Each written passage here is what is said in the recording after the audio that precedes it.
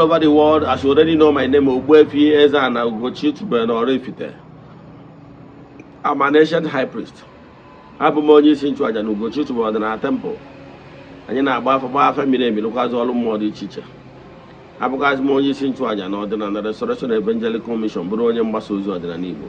So you can call me a priest or an evangelist. I will answer. My mission is to help people live better life.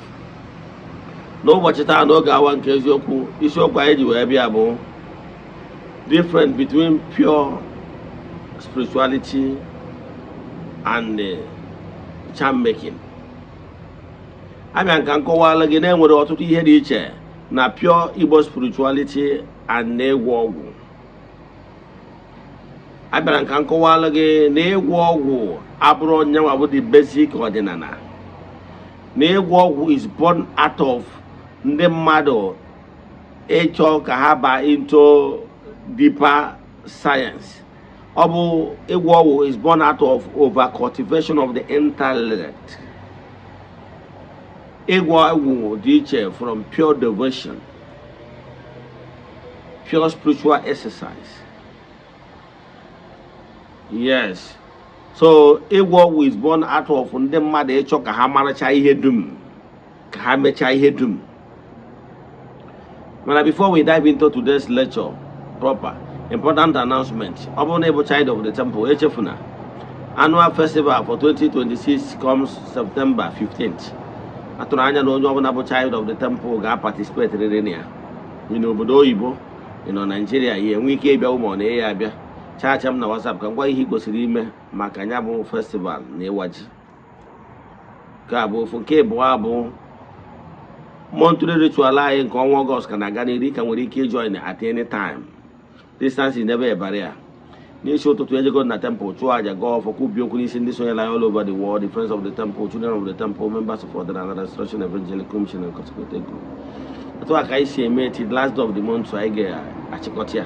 So ndị sonye na ya bụ aja ga-esonye na ya bụ aja nchịkọta. Ya bụ ọnwa ajụjụ ị nwere na ya, chat me on WhatsApp 08057837672. Now let's proceed. Gịnị ka m na-ekwu maka ya? Difference between pure Igbo spirituality and charm making. Ana m achọ ka nkọwala ụnụ na Igbo spirituality collapse mgbe ndị mmadụ bidoduru deviate from the pure Igbo spirituality. I can tell you na 18th century, early 18th century, when the first missionaries came to Nigeria, they failed woefully, the Portuguese people, because during that time our forefathers have not derailed from the pure Igbo spirituality. When they mention about the foreign god which they came with, ndị nna anyị gwara ha na anyị gbara Chukwu before the ha bịa. Anyị nwere aro Chukwu, anyị nwere ụmụ Chukwu, so anyị na Chukwu ebigo ọma since. So they failed before they later came back with second missionary journey led by the British people. Yes, for the Catholics, Shanahan, and for the Anglicans, Ajay Crowder and co. They succeeded 1885. Now, when they succeeded in that particular time, is because our people have deviated from pure Igbo spirituality by using a shortcut arbitrary from time immemorial.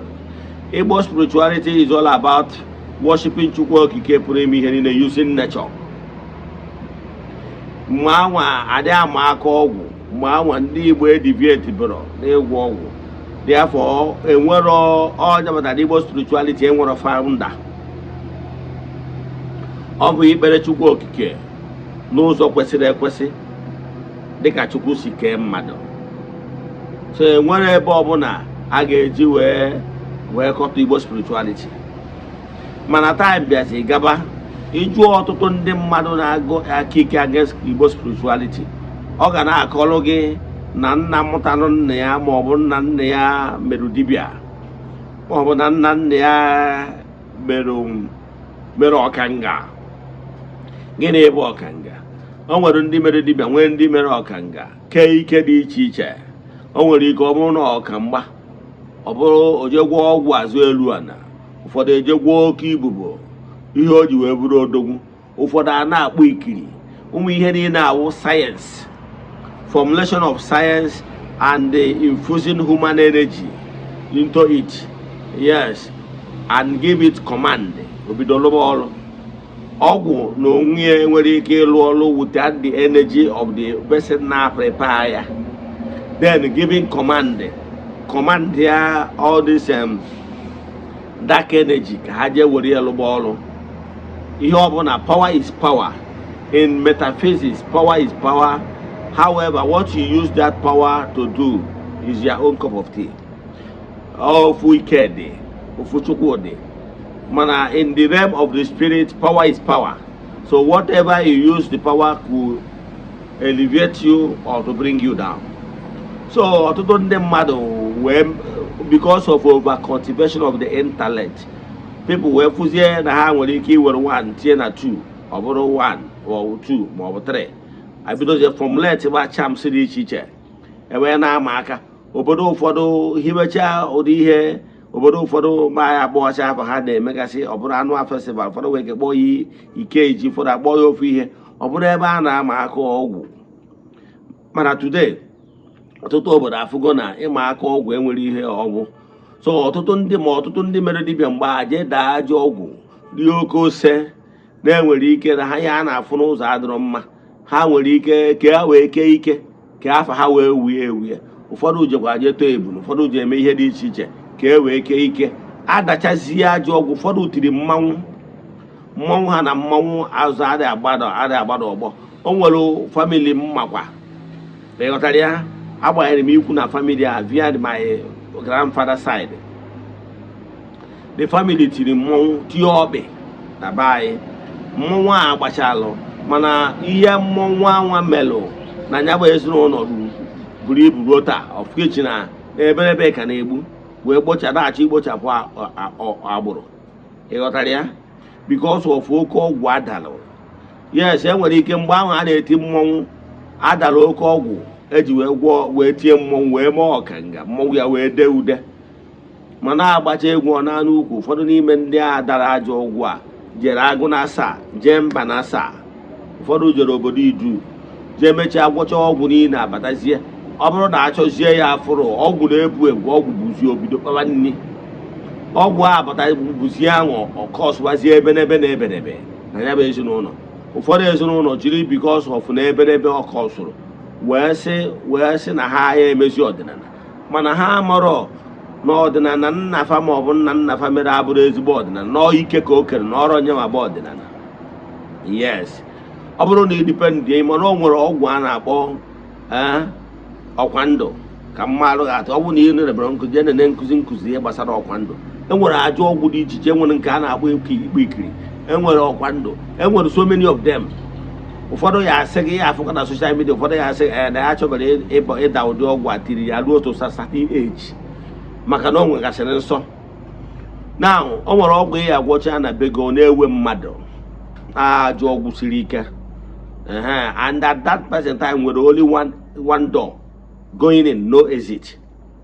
Ọ etu aka ọ dịkwa ọtụtụ ndị mmadụ na-eji otu nzuzo dị iche iche.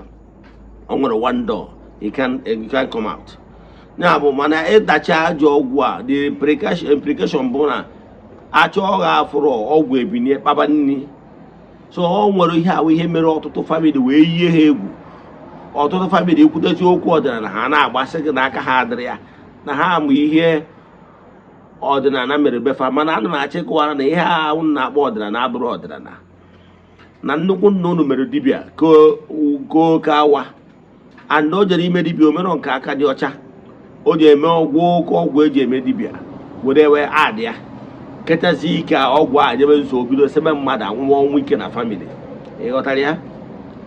So na ọ bụrụ anya ma bụ ọdịnala, ọtụtụ ndị mmadụ na-eme isikọta ịgwọ ajọ ọgwụ na ọdịnala together. No, I'm here to separate it. Ka gwa gị na ọ bụrụ ya, despite the fact na ọ nwere ọtụtụ ndị nwụ na-abụ na ha bụ dibịa, they will say attack me because na ha nwa fall within that category ndị believe na ọgwụ.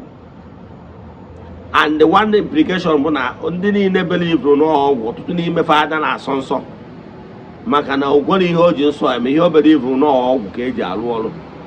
Mana my own group and my own condition bụ n'ihi na idere ịsọ nsọ kọrọ mmụọ gị na ha so ka ike dị n'elu ka ike dị n'ala wee kwudoro gị wee tire gị aka n'ọrụ ka ị wee dị successful na ya. Ọ bụghị ana na ị na-asọ nsọ sọọ mpịtọ na-asọ nsọ ike ndị kpọrọ gị ọrụ na ike aja n'Igbo ga-akwụdoro gị ide ude na ndụ awute ata ejighị ọgwụ.